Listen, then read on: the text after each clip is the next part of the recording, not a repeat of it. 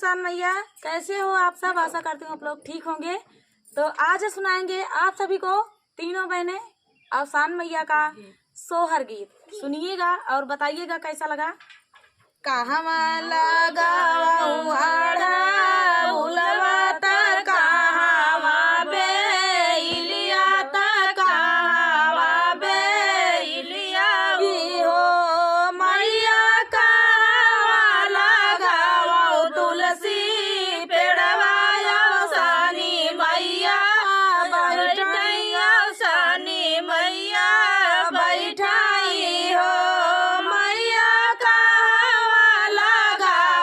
तुलसी पेड़वा अवसानी मैया बैठैया, अवसानी मैया बैठाई हो। तुअरे लगाऊं अड़हुलवा त खिड़की बेलिया त खिड़की बेलिया हो मैया, आंगने लगाऊं तुलसी पेड़वा अवसानी मैया बैठैया, अवसानी मैया बैठाई हो। रामाया आंगने लगाऊं तुलसी पेड़वा अवसानी मैया बैठैया, अवसानी मैया बैठाई हो। केथुआ से सिंचाऊं अड़हुलवा त केथुआ बेलिया त केथुआ बेलिया हो रामा, केथुआ से सिंचाऊं तुलसी पेड़वा अवसानी मैया बैठैया, अवसानी मैया बैठाई हो। रामा केथुआ से सिंचाऊं तुलसी पेड़वा अवसानी मैया बैठैया, अवसानी मैया बैठाई हो।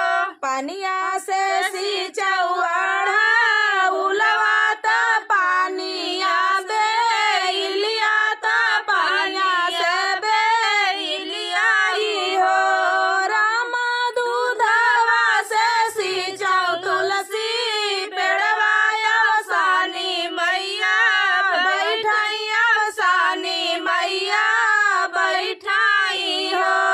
रामा दूधवा से सिंचाऊं तुलसी पेड़वा अवसानी मैया बैठैया, अवसानी मैया बैठाई हो।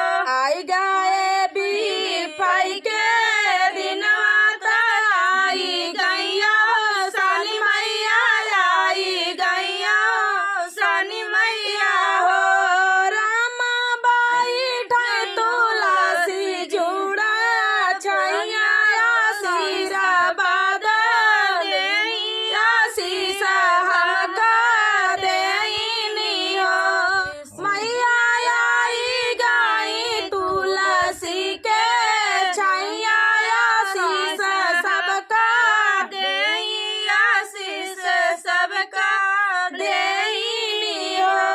रामा दाई दी दूधवा से दौलतिया त दूधवा से पुतवा त दूधवा से मैया, दाई दी दूधवा से पुतवा त धाना दौलतिया त धाना से दौलतिया हो।